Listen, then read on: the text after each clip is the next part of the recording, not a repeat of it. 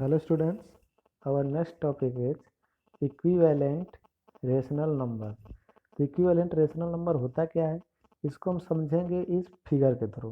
ठीक है, तो आप लोग इस फिगर को देख रहे हैं, एक नंबर लाइन है।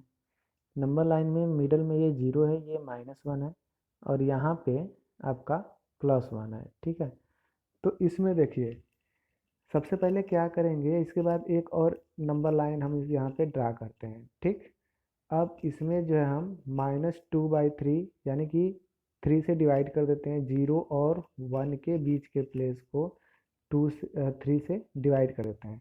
तो यहाँ पे क्या हो जाएगा, 0/3, -1/3, -2/3 और -3/3। ठीक, क्योंकि इसके बीच के पार्ट जो है 3 इक्वल पार्ट में डिवाइड हो गए। तो हमने कोई भी एज एग्जाम्पल के थ्रू हमने -2/3 को यहाँ पे रिप्रेजेंट कर दिया कि ये कोई रेशनल नंबर है, और इधर हमने 1/3 को रिप्रेजेंट कर दिया है कि ये भी कोई रेशनल नंबर है। एज एग्जाम्पल हम ले सकते हैं। ठीक है ना, आप यहाँ पे चाहे तो -1/3 भी ले सकते हो, या फिर 2/3, या जो मर्जी वो ले सकते हो।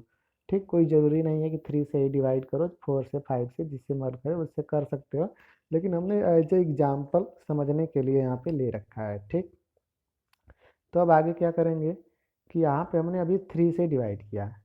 अब 3 का इक्विवेलेंट नंबर क्या होता है, एक 6 होता है। ठीक है ना, अब दूसरे वाले यहाँ पे तीसरे वाले नंबर लाइन हमने फिर ड्रा किया। अब इसमें हमने 6 को 6 से डिवाइड कर दिया, 0 से 1 के बीच के पार्ट को और 0 से -1 के बीच के पार्ट को। ठीक, फिर इसके बाद क्या होता है, दूसरा हमारा 12 होता है, तब हमने 12 से डिवाइड कर दिया। अब यहाँ पे ध्यान से देखो, यहाँ पे हम क्या कर रहे हैं कि जब हम इसको 3 से डिवाइड किए, 6 से डिवाइड किए, 12 से डिवाइड किए, तो हम देख रहे हैं कि -2/3 के इक्वल में सीधी में एकदम -4/6 भी आ रहा है, -8/12 भी आ रहा है, और इधर 1/3 के सीध में 2/6 आ रहा है और 4/12 आ रहा है। एक और चीज़ देखने वाली बात है कि जो डिस्टेंस 0 से -2/3 की है, जो डिस्टेंस 0 से -2/3 की है, वही डिस्टेंस 0 से -4/6 की है। आप ध्यान से देखेंगे या फिर करके भी देखिएगा, जो डिस्टेंस 0 से -2/3 की हो रही है, वही डिस्टेंस 0 से -4/6 की हो रही है, और सेम डिस्टेंस 0 से लेकर के -8/12 की हो रही है। यानी कि ये जो इक्वी डिस्टेंस पे है, इक्विवेलेंट है ना, तभी ना, यानी कि दोनों की जब डिस्टेंस 0 से सेम हो रहा है, तो नंबर लाइन पे कोई भी पॉइंट केवल एक ही रेशनल नंबर को रिप्रेजेंट करेगा, एक ही रेशनल नंबर को या एक ही नंबर को रिप्रेजेंट करेगा। तो जब तीनों का डिस्टेंस सेम हो रहा है, इसका मतलब ये तीनों एक ही हैं। ठीक, अब इधर हम देख रहे हैं, ये 1/3 है, जो डिस्टेंस 0 से 1/3 के बीच का होगा, वही डिस्टेंस 0 से 2/6 के बीच का होगा, और सेम डिस्टेंस 0 से 4/12 के बीच का होगा। तो जब तीनों का डिस्टेंस सेम हो रहा है 0 से, यानी कि 0 से समान दूरी पर स्थित है, तो किसी भी बिंदु पर, नंबर लाइन में किसी भी बिंदु पर केवल एक ही नंबर को रिप्रेजेंट किया जाता है, एक के अलावा दो नहीं हो सकता है। ठीक, तो इसका मतलब कि ये 1/3, 2/6, 4/12 क्या है, ये इक्विवेलेंट है। ठीक, thus rational numbers which are represented by the same point on a number line are equivalent और इक्वल रेशनल नंबर। ठीक, इसको हम कह सकते हैं, जैसे कि अगर a/b और c/d कोई भी दो रेशनल नंबर हैं, तो पहला condition a/b equal to c/d, यानी कि दोनों इक्विवेलेंट हैं, या ad इक्वल टू bc। अब ये ad इक्वल टू bc कहाँ से आ गया, तो इसका क्रॉस मल्टीप्लिकेशन हो गया, ए का डी में, बी का सी में, ad equal to bc, they are equivalent rational number. If ad is greater than bc, if ad is greater than bc, then a/b is greater than c/d। ये conditions होती हैं, इसको आप लोग देख लीजिए। ad is greater than bc, then a/b is greater than c/d। और तीसरा है, यदि ad is less than bc, then a/b is less than c/d। ad is less than bc, then a/b is less than c/d। तो आइए इसको हम example के तौर पे समझते हैं। ठीक, एग्जाम्पल में है जैसे यहाँ पे 5/7, तो 5/7 का इक्विवेलेंट क्या हो जाएगा? तो ऊपर नीचे दोनों में हम 3 से मल्टीप्लाई कर देंगे, 2 से मल्टीप्लाई कर दिए या 4 से, जिससे मन कर उससे मल्टीप्लाई करिए, तो आपको इक्विवेलेंट रेशनल नंबर मिल जाएगा। जैसे फ्रैक्शन में करते थे इक्विवेलेंट फ्रैक्शन फाइंड करने के लिए, वही काम इसमें भी करना है। ठीक, अब यहाँ पे हमें क्या करना है, are rational number 8/12 and 10/15 equivalent हमें चेक करना है कि क्या ये इक्विवेलेंट है। तो क्या करेंगे, we know that a/b and c/d are equivalent if ad equal to bc।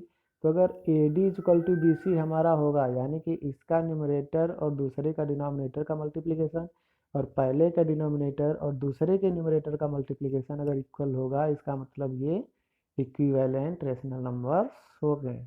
ठीक, तो इस तरह से आप कर सकते हैं, बाकी देख लीजिएगा। आगे बढ़ते हैं, कंपैरिजन ऑफ रेशनल नंबर।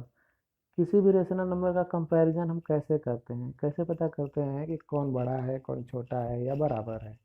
ठीक है, तो यहाँ पे हम एक नंबर लाइन देख रहे हैं, इसमें कुछ रेशनल नंबर रिप्रेजेंट किए गए हैं, जैसे 1/4, 2/4, 3/4, 4/4, और इधर सब निगेटिव में है, -1/4, -2/4, -3/4, -4/4। ठीक, तो इसका देखिए, इससे हम देख रहे हैं कि नंबर लाइन पे क्या होता है हमारा, कि जो हमारा सबसे छोटा होता है, जो छोटा नंबर्स होता है वो सबसे लेफ्ट में होता है। लेफ्ट में हमारा छोटा होता है, फिर उसके जो राइट होता है वो उससे बड़ा होता है, फिर उससे बड़ा उसके राइट, फिर उससे बड़ा उसके राइट। यानी कि अगर हम नंबर लाइन पे लेफ्ट टू राइट बढ़ते जा रहे हैं, लेफ्ट टू राइट बढ़ते जा रहे हैं, तो हम किधर की ओर जा रहे हैं, छोटे से बड़े की ओर जा रहे हैं। अगर लेफ्ट टू राइट बढ़ते हुए जा रहे हैं तो हम छोटे से बड़े की ओर जा रहे हैं। और ठीक इसी का उल्टा, अगर हम राइट टू लेफ्ट जा रहे हैं, राइट टू लेफ्ट जा रहे हैं, इसका मतलब हम बड़े से छोटे की ओर जा रहे हैं। ओके, तो यहाँ पे हम देख रहे हैं कि -4/4 is less then -3/4 is less then -2/4 dot dot dot. आप लोग देख सकते हैं ये असेंडिंग ऑर्डर में है और इसी का ये उल्टा डिसेंडिंग ऑर्डर में है। ओके, आइए आगे बढ़ते हैं। एज एग्जाम्पल यहाँ पे दिया हुआ है, आप इसे देख सकते हैं कि 3/4 इज ग्रेटर देन -1/4 और -1/4 इज लेस देन 3/4। तो इन सभी एग्जाम्पल्स को आप देख सकते हैं। यहाँ पे कुछ नोट में दिया है, इसको देख लीजिए। We can also use the following compare two numbers. देखिए पहला क्या है, if AD is greater than BC। If AD is greater than BC यानी कि पहले का न्यूमरेटर और दूसरे के डिनोमिनेटर का मल्टीप्लिकेशन वो कि क्या बड़ा हो, पहले के डिनोमिनेटर और दूसरे के न्यूमरेटर के मल्टीप्लिकेशन से बड़ा हो, देन A/B यानी कि पहला रेशनल नंबर दूसरे वाले से बड़ा होगा। A/B greater than C/D। और यदि AD is less than BC then A/B is less than C/D। ठीक है, तो आई होप आप लोग समझ गए होंगे कि कैसे क्या करना है रेशनल नंबर के बारे में। ठीक है, मिलते हैं फिर नेक्स्ट वीडियो क्लास में।